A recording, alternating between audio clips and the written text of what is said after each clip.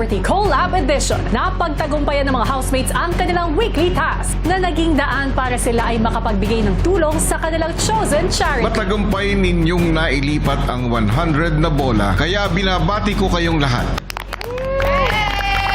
At ang pagbuhos ng luha sa pagpapaalam ni na Shuvi at Clarice. I'm sorry, Shuvi and Clarice. Your duo has just been evicted from the Big Brother house. Ngayong gabi, patuloy na bubuhos ang emosyong dala ng nagdaang eviction. At bago yan, abangan din ang pagbisita ng panibagong house guest ni Kuya. Tao po! May kumakatok.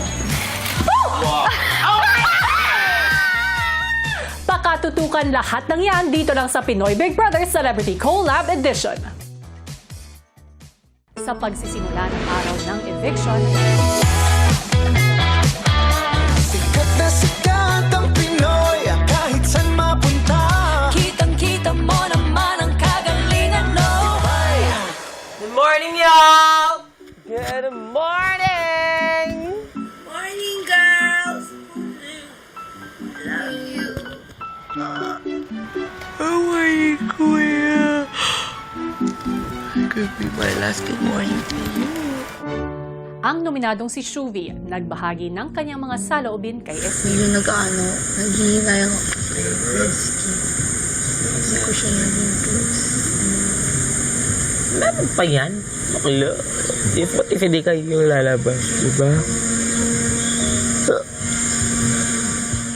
Ang pinag-uusapan naman nila at kapwa nominado ni Shuvi na si River, kay Ralph naman naglabas ng saloobin. Basta whatever happens, ano, I mean, surrender ko na lang kay God, sa mga outside people. Yeah. Silang bahala. If it's the end of my journey, then it's the end. I mean, no regrets, no anything. 97 days. That's not enough. Never ko in-expect na abot ako dito. So, for me, that's a win na. Yeah. Ako, I'm ready to face the outside world. I'm ready to work. I'm ready to help, especially after this. Mas gusto ko pa tumulong Yeah. sa outside world. So, I feel like I can help more once I get out. But if I'm gonna stay, then that's a blessing rin. Yeah. That just shows na grabe rin yung Support. support. If I make it through this, hindi ko naman i-expect. Pero if I make it through this, magugulat ako. Yeah. Ilang oras nga bago ang naganap na eviction kung saan nagpaalam sina Shuvi at Clarice ay sari-sari ang mga agam-agam at feels ng mga nominadong housemates, lalo pat malayo-layo na rin ang narating ng lahat sa kanilang pamamalagi sa loob ng bahay na sa puntong ito, umabot na sa 100 days. Hello Philippines and hello world! And officially, happy 100 days of this historic collab edition. At sa ating ika-100 araw, tunghayan naman natin ang naging pagbisita ng pinakabagong house guest ni Kuya na nagbabalik bahay din. Malayo na rin ang narating niya buot nang siya ay unang tumuntong sa loob ng bahay ni Kuya.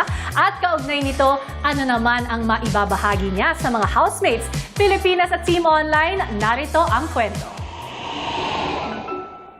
Habang abala sa kanilang mga gawain sa umaga ang mga housemates, kausap na ni Kuya ang kanilang pinakabagong bisita na nagbabalik bahay. Maligayang pagbabalik sa bahay ko, Maris. Hi Kuya! Namiss ko boses mo. Thank you po. Thank you for welcoming me ulit. Kamusta ka na, Maris? Ito pa rin po. Ganun pa rin naman. Masaya. Kuya, nagtatrabaho na ako. Naging artista po ako, Kuya, since nung lumabas ako dito na hindi ko in-expect. So, yun na po yung buhay ko. Isa na akong actress. Kailan tayo huling nagkausap? 11 years ago na, Kuya. Kaya, mahaba-habang panahon na po. Yung last siguro nating usap, Kuya, was yung kinausap mo kaming Big Four. Yun na po yung huling beses na narinig ko yung boses mo. 11 years na pala. Was yung kinausap mo kaming Big Four. Yun na po yung huling beses na narinig ko yung boses mo. 11 years na pala ang nagdaan. Ang dami na sigurong nangyari. Ang dami na, kuya. Sobrang dami. Actually, paglabas ko ng bahay, dire-diretso, kuya, non-stop na blessings, project, mga teleserye, tapos after teleserye, movie naman. So, dire-diretso talaga, kuya. So, malaking blessing. Masaya naman. Mabuti kung ganun, Maris. Yes po. I am very proud sa lahat ng mga na-accomplish mo. Thank you. Thank you, kuya. At nakikita ko, ikaw pa rin yung Maris na nakilala ko. Kuya, mas shy ako dati. Aminin mo, wala kang nakuha sa akin. Puro lang ako tahimik. Tapos, mahiyain ako sa mga housemates kasi bata pa ako noon. Wala pa akong masyadong opinion sa buhay. Sumusunod lang ako sa mga housemates. So, ayun. May mga malalaking pagbabago. But you're right, kuya. Andun pa rin yung dating ako. Kwentuhan mo naman ako. Ano ba ang hilig mo lately? Hilig. Yung mga interests mo? Kasi kuya, sa calendar ko, punong-puno ng work. Tapos yung mga rest days ko, pa isa-isa.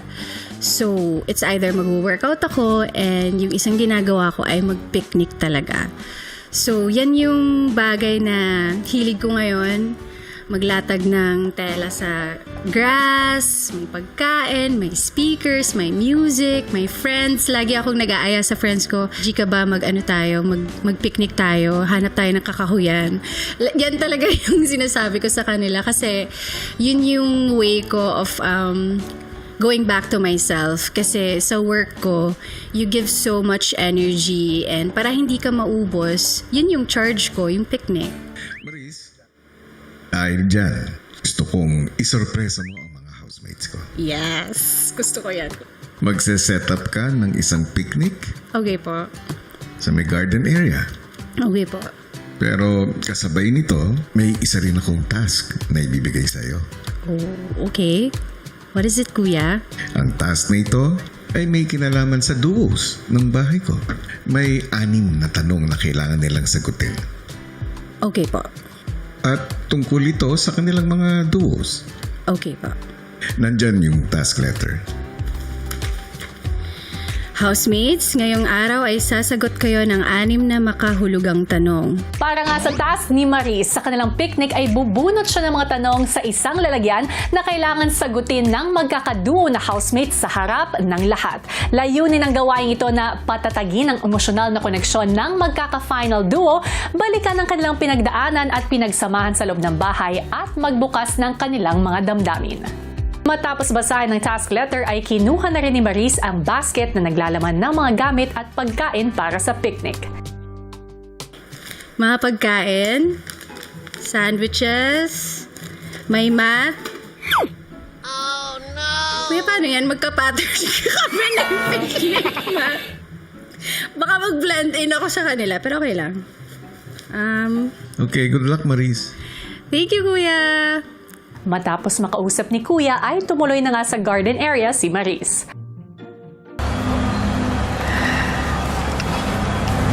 It's good to be back. Marinig nila ako. Agad na sinet up ni Maris ang kanilang magiging picnic area.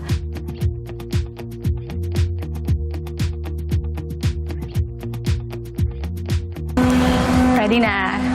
Pupunta na ako doon. Nakakamiss naman dito.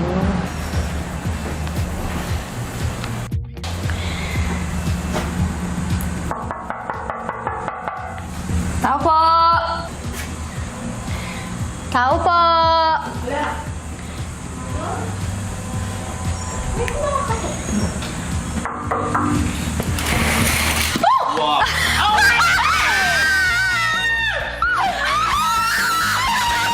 Sobrang nagulat ako. Kaya ayun po kuya, bigla kaming nag-hug, nagyakapan agad kami kuya kasi last taping ko po kuya before ako pumasok dito ay kasama ko po si Ate Maris sa movie po namin. Kaya sobrang saya ko po na nakita ko po ulit siya dito sa bahay. It's always nice to see a familiar face, kuya, and ang sayang makita ulit si Maris, kuya. Hi, Dustin. What's up? Hi, Maris. It's crazy. Hi, Charlie. So beautiful. Hello, hi, Easy! Nung pagpasok niya agad po, kuya, she said hello to everyone agad-agad. She was a ball of sunshine. What's up, River? Oh! Hi, Mika! Gusto ko bang kakulong na si ate? Ay, hello! Araw-araw talaga siya nagkukulot? Bigla. Hey! Wait ko lang, atik lang ang CR. Mom! Mom, yun yung may bisita ka, Mom! Bulatin natin si Mom. Dito ka. Sige. Dito ka, dito. Mom! Mom, halika na, Mom! Mom!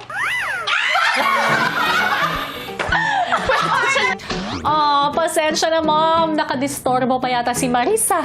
Pagbabanyo mo. Surprise ako sa inyo! Agad na kinamusta ni Maris ang tila nahihiya pang mga housemates. Okay kayo? Okay kayo? And Clarice Racal. Clarice Racal. Ako si Maris de Guzman. This is my mom. Kagabi po, sinasabi po namin mga girls na today was going to be our last day na kumpleto kami. So, sobrang saya namin, kuya, na ngayon niyo po pinadala si Ate Maris. Okay, so, ganda ng araw sa labas. Mag-relax tayo. Because may pressure yung araw na to, di ba? So, we need to relax and breathe and feel the sun. So, let's go out. Oh,